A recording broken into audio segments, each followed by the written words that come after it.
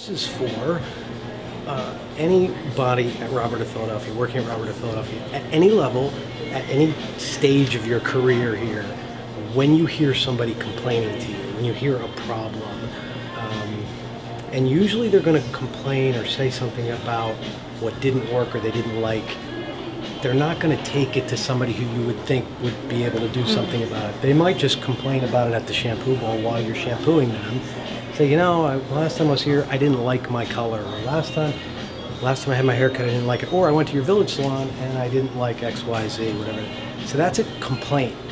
And it's veiled with, I didn't like, it doesn't sound like, complaints we think of, they have to sound like a filed form 9520810. And the difference is like listening for when there's somebody who was unhappy with something and then doing something with it. So they're telling you, not like because you have to go report it to a manager. They're telling you, and they might not even want anything done about it because they're so used to people not doing anything about it. When you complain at most places, they might say, sorry about that.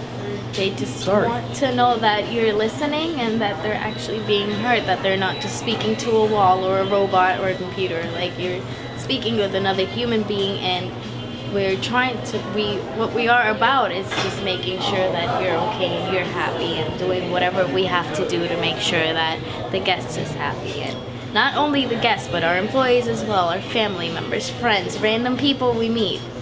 Yeah, and it's not. So with the complaint, there's like two parts of this, because one is like, okay, complaint, how do I handle a complaint?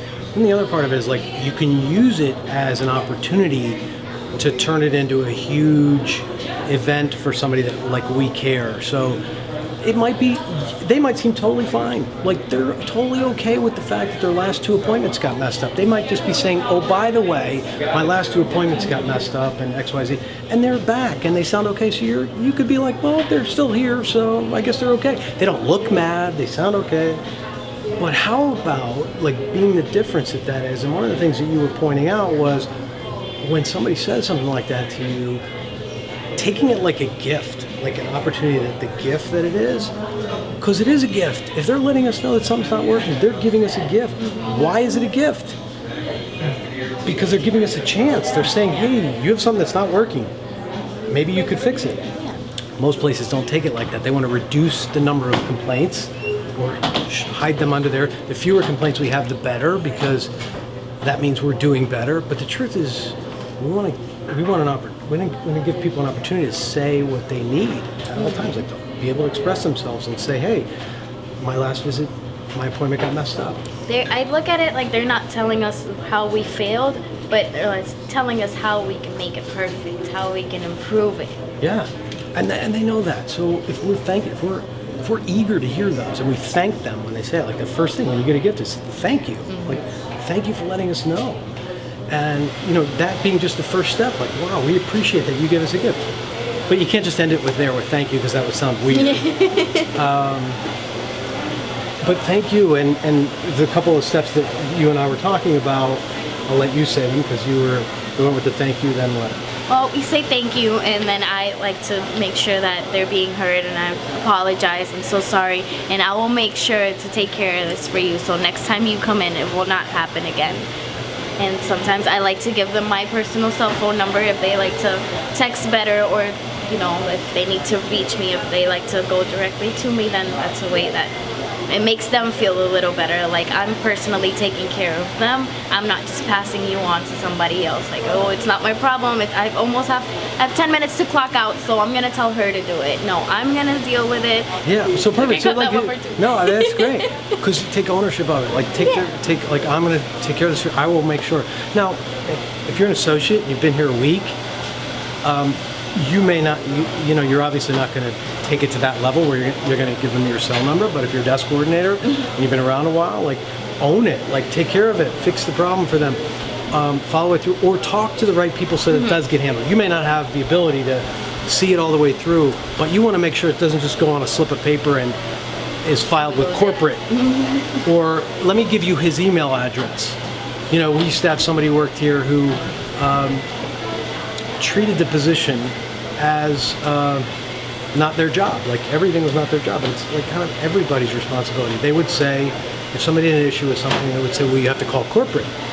And I don't know why she would say that, but I think because we had an office that was off-site, and she viewed it as corporate. So there was like, it was ridiculous that we had an office, but it was before we had as much automation and computers and the rest of that. So we had this office, and that was corporate. So you had to call corporate if you had a problem. And now corporate is you. Corporate is here. There is no corporate. It's us. So the thing that you were sharing with me, which I think is really critical that happens, is there's actually some steps to handling a complaint. It's not just thank you for telling me. It's thank you. I really appreciate the fact that you let me know that. I'm going to make sure that this doesn't happen. I'm going to see through that your next appointment's handled and that your standings are taken care of. And then you can go to the next step, which is, you know what, and for your time and for the mess up with it, today's visit's going to be on us, or the next 3 visits are going to be on us, whatever it is, to give them a gift in exchange for that too. You can't skip to that. You have to have those other steps because they have to feel listened to, heard, acknowledged. Feel authentic if you skip to the last part. And to me, it kind of feels like, oh, okay, here, take this and be quiet and leave. And okay, next one, come on, let's go, do the same. But when you actually stop and have a conversation with another human being and let them know that you're here to help and to listen, and it makes it a whole lot better. We are, we're not just employees here, we're family, we're a team. So even if somebody else, let's say there was a breakdown with somebody else, taking responsibility, we're all one. Yeah, and doesn't have to be, oh, I'm sorry. No, you're right. You're doesn't have to be like, oh, you messed up, so you do this, you call this. Like, no, okay, no problem, let's do it together. And don't focus on the problem, let's focus on the solution. Well, it's like tracking redos. It's like saying, okay, well, that person's getting a lot of redos. Well, there might be something technical there, but also the other side of that is it could be they've communicated so well to the guests that, listen, if you don't love it, all of it, come on back and it's okay. What we don't know, and what the missing piece of that is the people who don't call, who just go away, we don't really notice those people. So we don't run a report every day and say who's not been back that we did 2 weeks ago, or who's never coming back.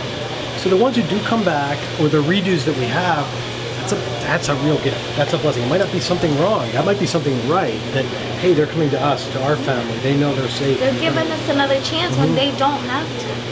And a lot of times it's not just about the money spent, because if you don't love everything, we're not going to charge you, but it's about the time. For example, the story about the single mom, that's her time. That's the only window she has to get it done. Time, it's about time. It's about they coming here and relaxing. They don't want to be stressed. They want to have a great time. So if we can do that for them. Yeah, and I think the takeaway for this, and this is what the takeaway I want you to leave with, is that it is up to you. It's up to you to listen and hear for those moments.